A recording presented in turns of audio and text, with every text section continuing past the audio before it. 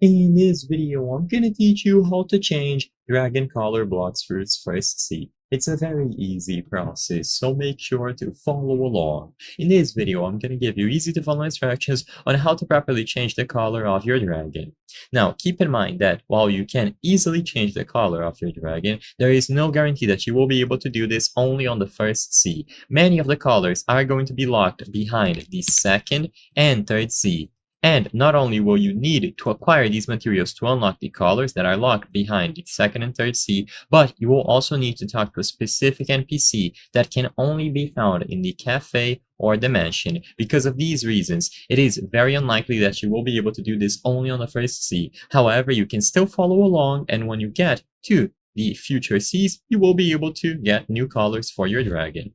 So the NPC that you need to interact with is the barista cousin first. He is going to sell you some of the basic colors, so blue, green, yellow, and so on. He will require you to acquire specific items such as a berry, and by giving these items to him, he will unlock the recipes for these colors.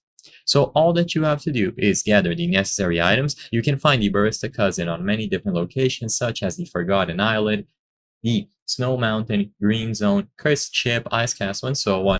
I recommend checking the wiki if you want to see all possible locations, and once you have the recipe that you want to use unlocked, you will be able to talk to the actual barista. The barista can be found on both the cafe and the mansion, and by interacting with him, you will be able to choose any colors from the recipes that you have unlocked. So he will have base colors like yellow, green, orange, and so on, and you can choose them here. Some other rarer colors are either going to be a mixture of base colors or they will be unlocked through quests. And as you can see, this is a full list of all of the dragon colors that they have. So for standard colors, they will have orange, yellow, blue, red, purple, black, and then they have some special ones like frostbite, emerald, blood moon, and so on.